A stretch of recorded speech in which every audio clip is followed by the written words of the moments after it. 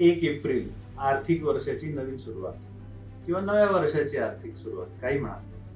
कसं गेलं मागचं वर्ष हे बघत असताना पुढे वर्ष कसं जाईल ह्याच्या आशा, आकांक्षा, अपेक्षा असतातच. पण आता माझ्या व्यवसाय वाढीसाठी ती अवलंबून कोणाकोणावर आहे? तर माझ्या ग्राहकांवर आहे, माझे एम्प्लॉईज म्हणजे माझी कर्मचाऱ्यांवर आहे. या सगळ्याचा विचार करता हे माझ्या अपेक्षांमध्ये येतं.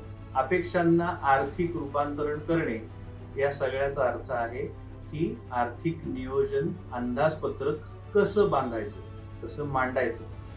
अगदी ढोबळ मानून सांगायचं झालं तर माझे प्रस्तावित खर्च कोणते आहेत, नंतर मला उत्पन्न वाढ किती अपेक्षित आहे, या पद्धतीने मांडता येईल. पण गणिताच्या स्वरूपात, अंकांच्या स्वरूपात मांडायचं झालं तर 30% वाढ हवी असेल तर 100 वर 30% म्हणजे 130 कसे होतील असं लिहिणे.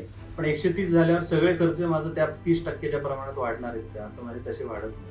का नाही वाढत? कारण काही खर्च माझी समजा भाड्याचा करार असेल आणि यावर्षी भाववाढ माझी त्याचं असेल, त्याच्यात भाड्याच्या करार ती तेवढीच राहणार आहे. म्हणजे माझ्या उत्पन्नात वाढ झाली तर माझ्या नफ्यात थेट वाढ करणारा तो घटक ठरणार आहे. काही खर्च असतील जसं रॉ मटेरियल आहे, कच्चा माल आहे, तो त्या प्रमाणातच लागणार आहे. उत्पन्न वाढ आणि खर्चाची वाढ झाली तेव्हा ढोबळ नफा त्या प्रमाणात ठरेल.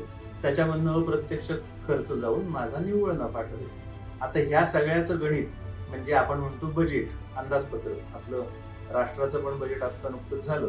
तसं माझे कॅपिटल बजेट्स किती आहेत, म्हणजे मला मालमत्ता व्यवसाय वाढीसाठी किती घ्यायच्या, आणि रेव्हेन्यू बजेट म्हणजे माझे खर्च जे दैनंदिन पद्धतीने मला करावे लागतात ते किती येतील याची एक मांडणी कालबद्ध प्रमाणे करणे.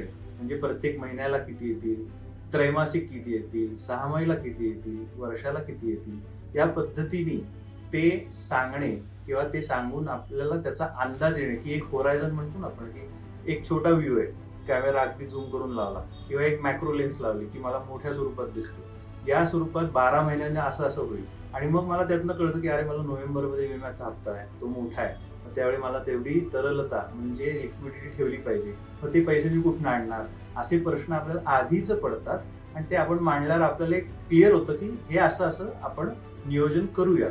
या पद्धतीने जर आपण नियोजन केलं तर आपला व्यवसाय आपल्याला आर्थिक स्वरूपात कशा स्वरूपात तो वाढतोय, नियंत्रण ठेवायचंय, या गोष्टी पण आपल्याला चांगल्या पद्धतीने करता येतील.